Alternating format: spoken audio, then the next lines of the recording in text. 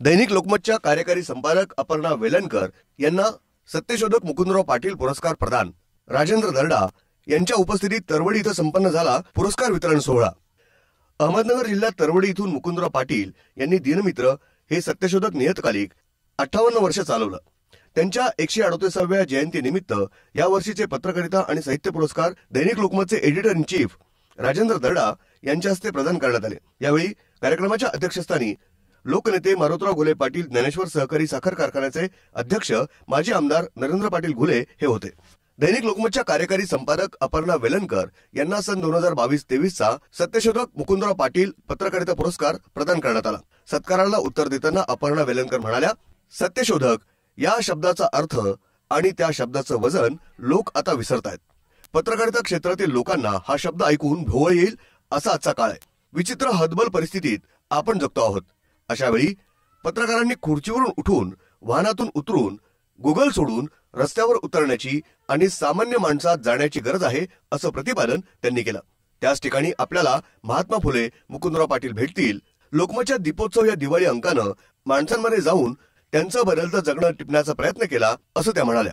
Bureau report, news desk, महानगराची lifeline, metro news, Ahmednagar. पुरस्कारासाठी माझ्या नावाची चर्चा सुरू आहे असं कळलं तेव्हा खरं सांगते संकोच वाटला आणि थोडी भीती वाटली. का तेही सांगते. समता, मानवी हक्क आणि व्यक्ती स्वातंत्र्याचा मार्ग धरून समाजात सत्यशोधनाची वृत्ती रुजावी यासाठी महात्मा फुले आणि त्यांच्या सहकार्यांनी आपलं आयुष्य वेचलं.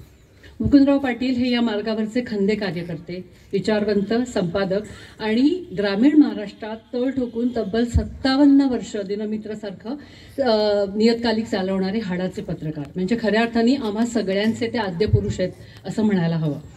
मला मिळालेल्या या पुरस्काराला महात्मा फुले यांच्या सत्यशोधक विचारांचा स्पर्श आहे आणि परिवर्तनाच्या चळवळीला मी माझ्या परीने काही हातभार लावते आहे त्याची ती एक पावती आहे.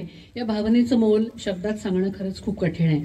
आणि या पुरस्कारापेक्षाही या गावात आल्या क्षणापासून जे प्रेम मला मिळालं ते खूप अमूल्य आहे याचाही उल्लेख मी इथे मुद्दाम करीन.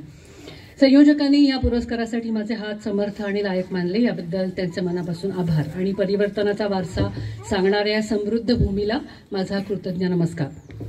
पुरस्काराचा आनंद आहे, अभिमानाची भावना आहे, पण मला भीती वाटली असं मी म्हटलं ते का आणि संकोच वाटला तो कसला, तर सत्यशोधक या शब्दाचा. सत्यशोधक या शब्दाशी आपलं नाव जोडलं जाण्याचा, या शब्दाचं वजन काय आहे आणि त्या शब्दाचा अर्थ काय आहे हेही जवळपास सगळेजण विसरत असलेल्या काळात आज आपण जगतो. सत्यशोधक या शब्दापाशी एक सणसणीत ठेच लागावी अशा डीप फेक काळात आज आपण सगळे आहोत.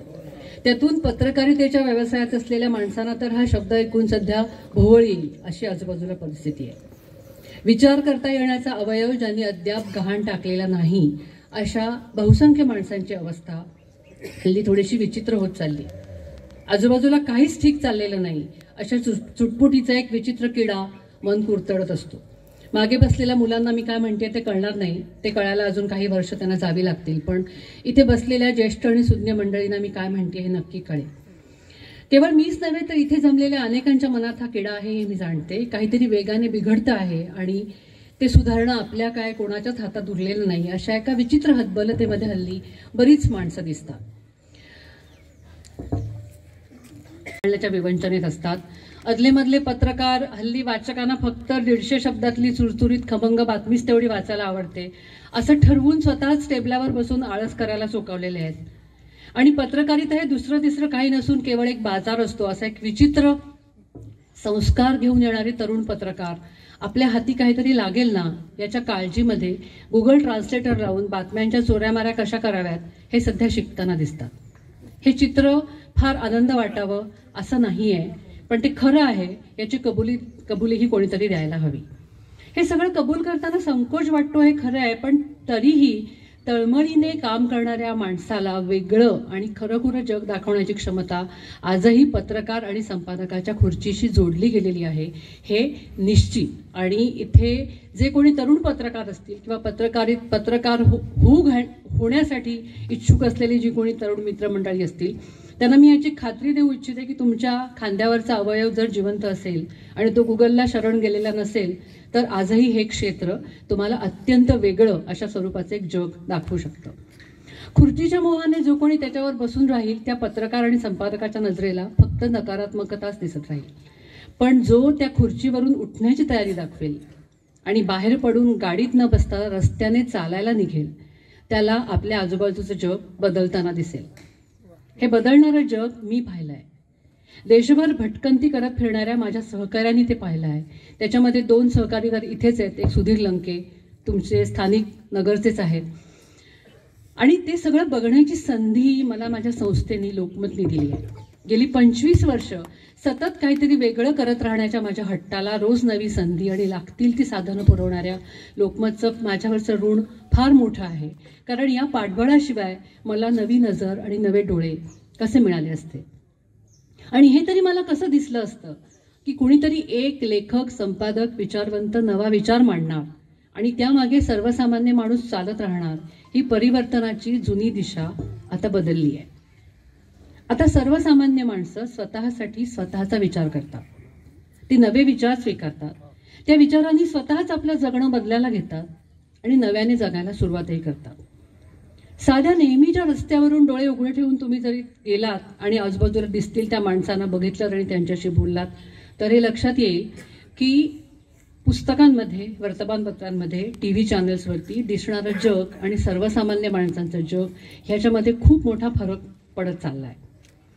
लेखक, विचारवंत आणि संपादकांची वर्तुळं मात्र जुन्याच पद्धतीच्या चिकित्सेत झापडं लावलेल्या बैलांसारखे फिरताना अडकलेले दिसतात. आणि सामान्य माणसं, ज्यांच्यासाठी ही सगळी मंडळी काम करतात, ती माणसं मात्र वेगाने बदलाच्या वाटेवर निघाली आहेत. हा बदल सकारात्मक आहे का नकारात्मक आहे हा चर्चेचा विषय जरी असला तरी हे खरं की कोणीतरी आपल्याला काहीतरी विचार देण्याची वाट न बघता सामान्य माणूस आपलं जगणं बदलायला निघालाय आणि तो ते बदलायला त्यांनी ते घेतलेलं आहे. सामान्य माणसं आपापला विचार करतात, आपल्यापुरते बदल घडवतात, जुनं सहज मोडतात, नवं स्वीकारतात. पण महत्वाचं हे की मला काय वाटतं हे ठरवण्याचा अधिकार आता सामान्य माणसांनी आपल्या हातात घेतलेला आहे. त्यासाठी हवी तेवढी, खरं तर नको तेवढी माहिती त्याच्याकडे आहे. त्याला आयते विचार मिळतात, अविचार सुद्धा मिळतात. त्या दलदलीतून वाट कशी काढावी हे त्याचं त्याला कळेल अशी शक्यताही अधूनमधून दिसते.